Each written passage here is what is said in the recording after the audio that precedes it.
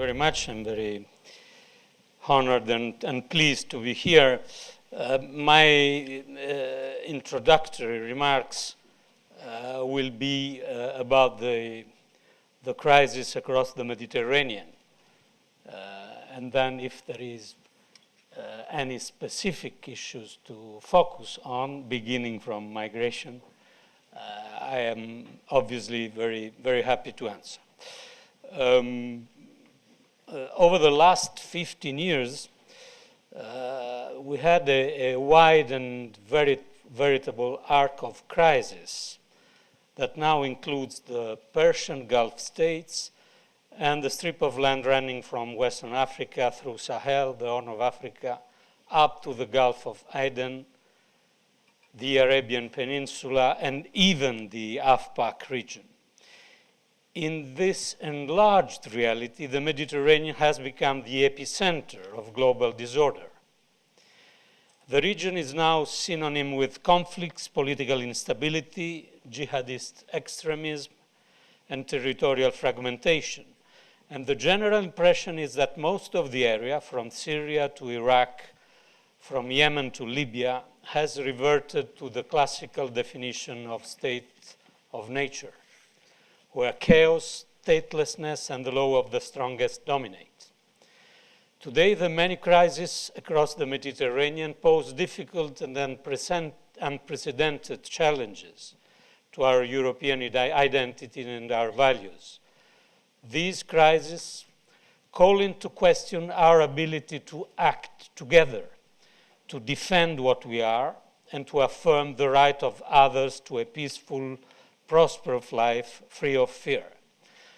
The political upheaval across the southern Mediterranean and the wider Middle East has put Europe's borders, all of them, from the central Mediterranean Sea to the English Channel, from the Western Balkans to our eastern borders, under increasing pressure.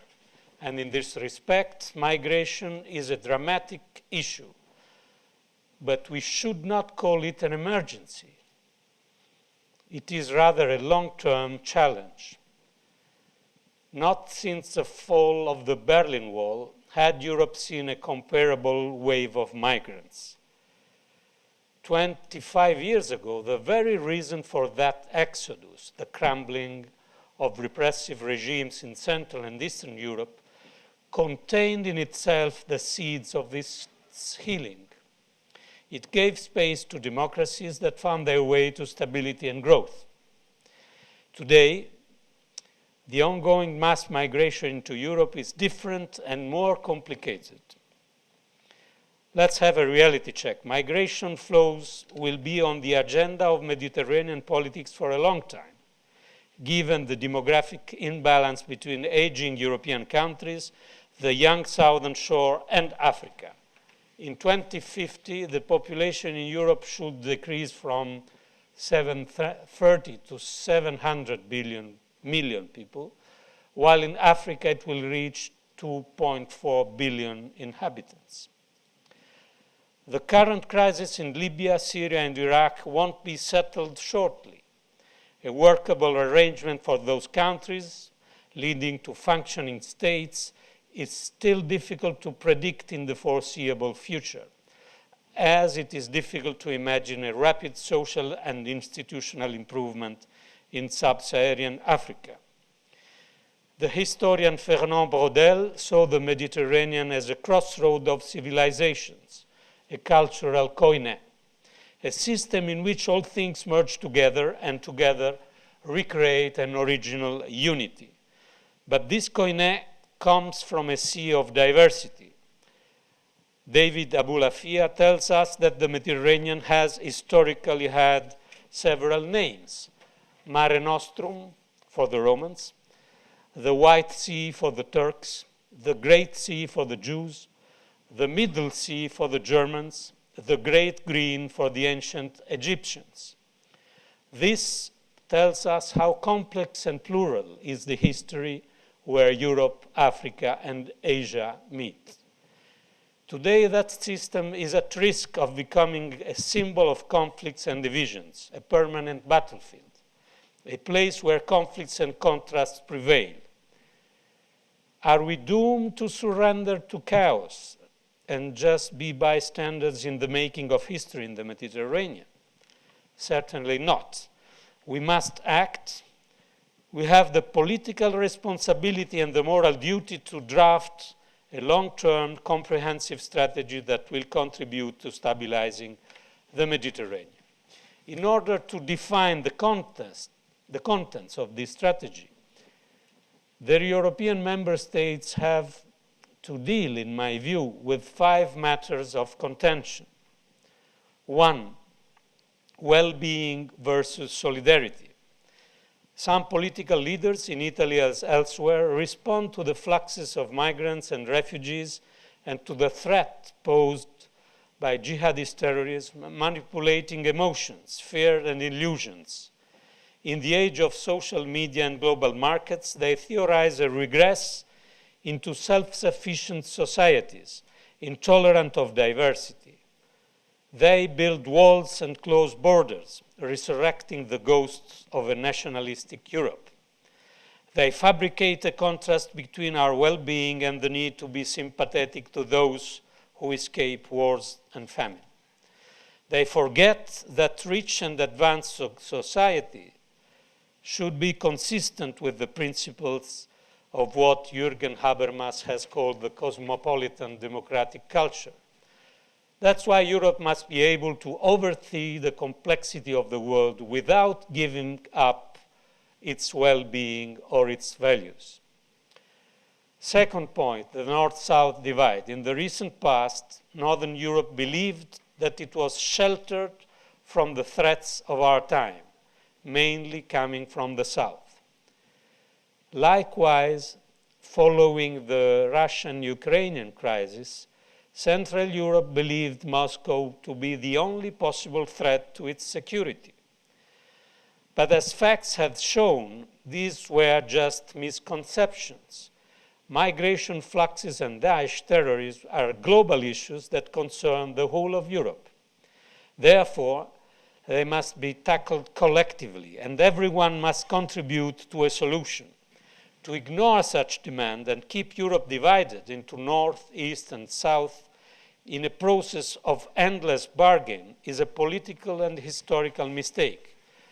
Such self-representation weakens our standing in the world. Third point, interventionism or isolationism. The challenges presented by critical areas in the Mediterranean are particularly complex today, as one of their main causes is the collapse of national states and their institutions. This is the case with Libya, Syria, Iraq, and Yemen.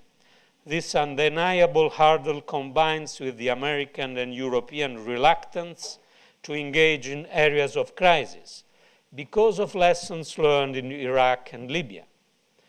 Nonetheless, the international community's moral duty should be to stay engaged in managing major international crises and in protecting human rights.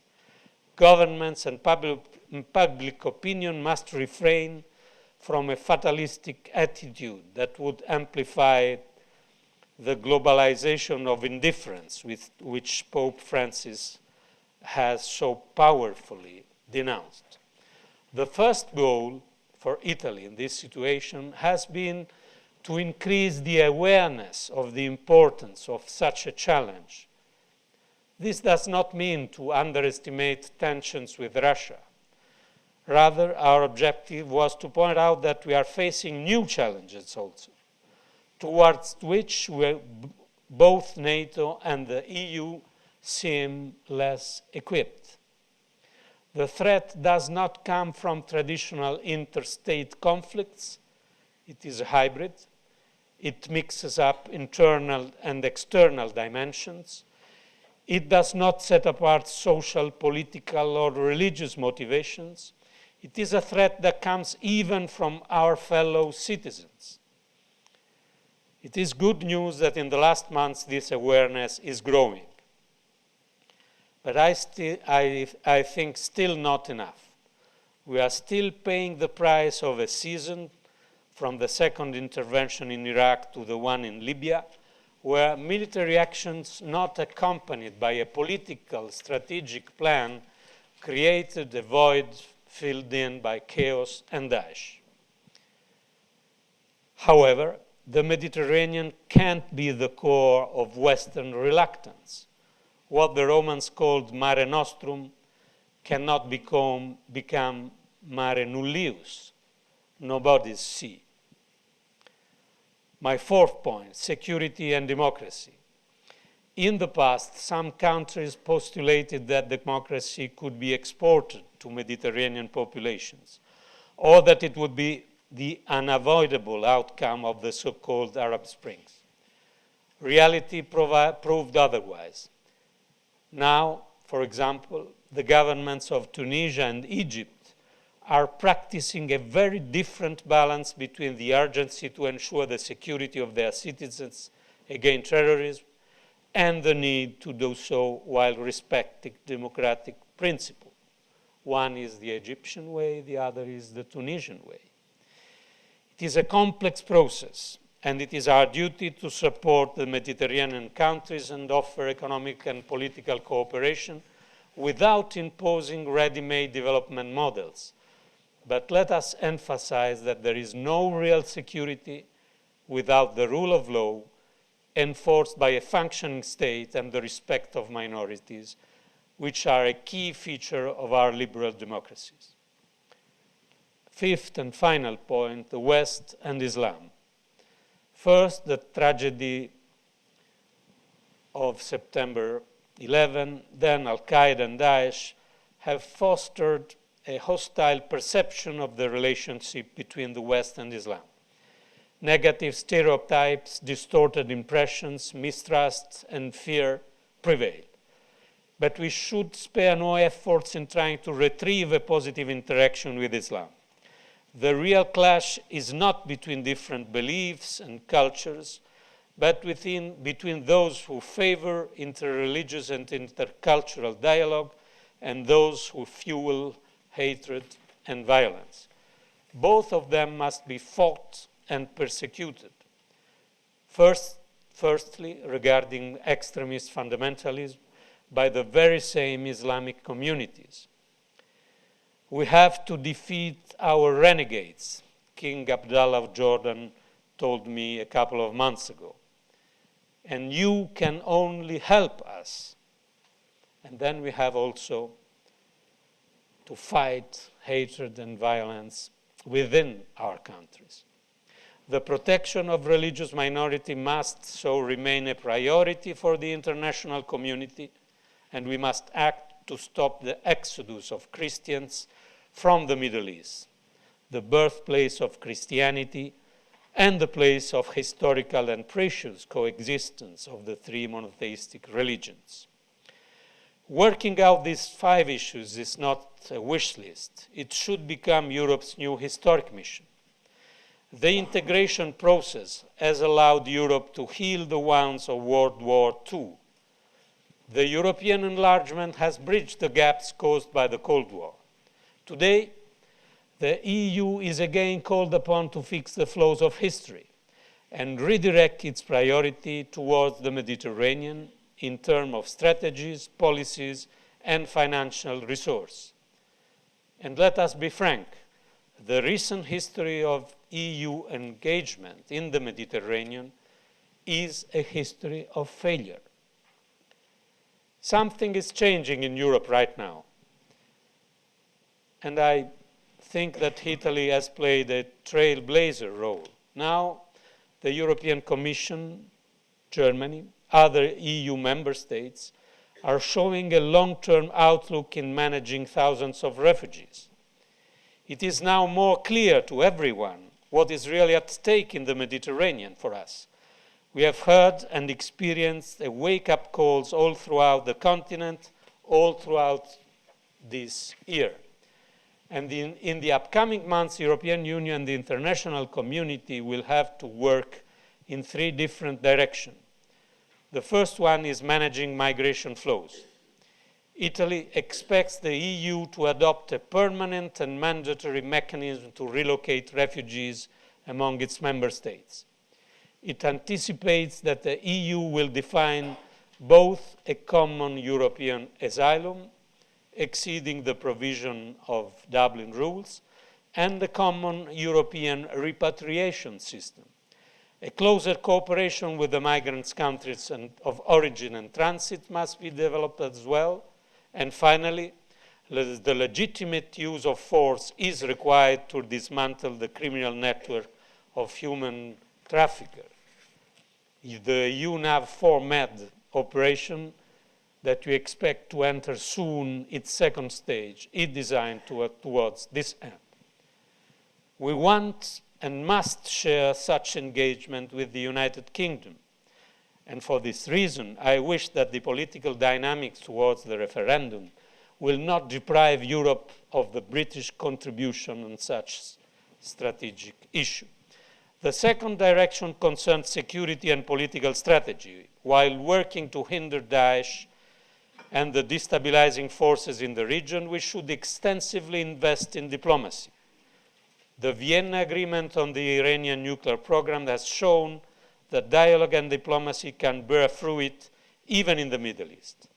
Besides ensuring that the nuclear agreement be properly implemented and that Tehran plays a constructive role in the Middle East, we should give diplomacy a chance in Syria to favor political transition.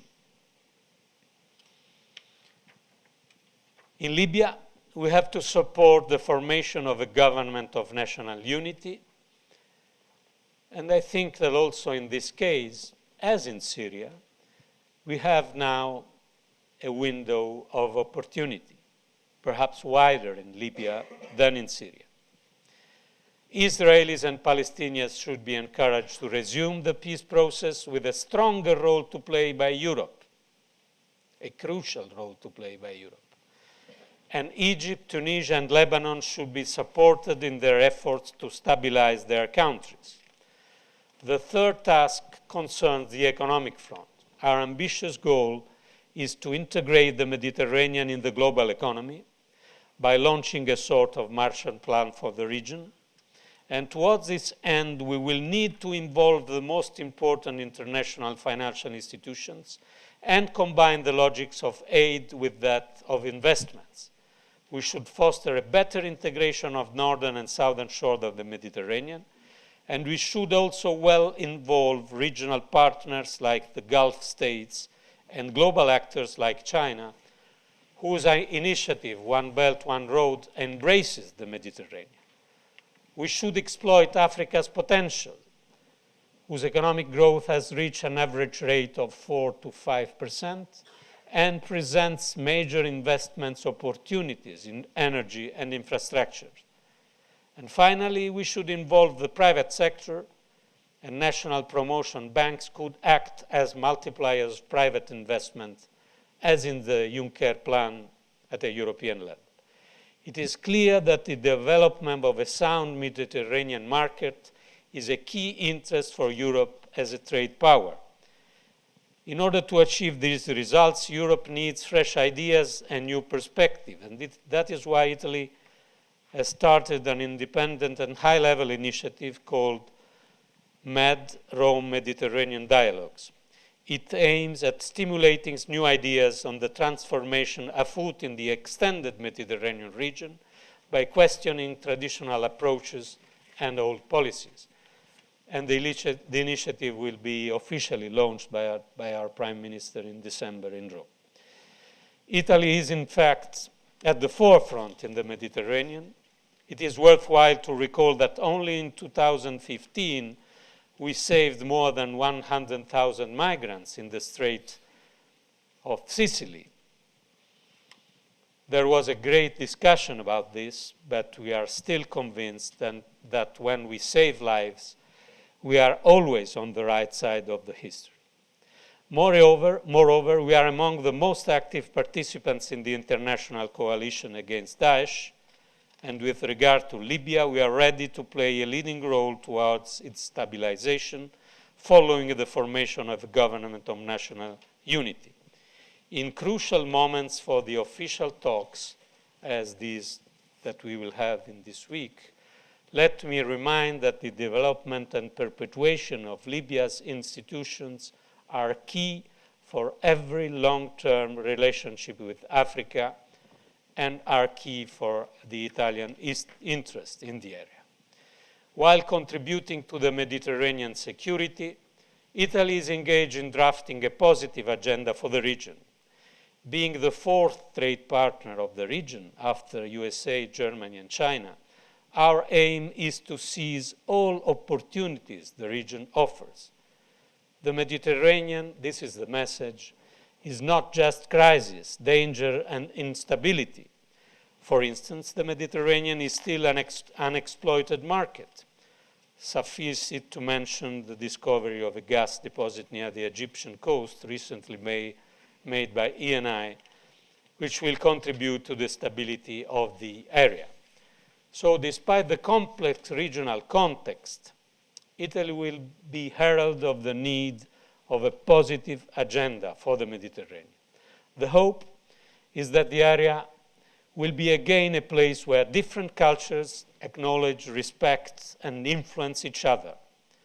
The hope is that we shall all acknowledge that the Mediterranean is the place where Europe's future happens. I firmly believe that this hope is in our hands, and obviously I look forward to hearing your questions. Thank you very much.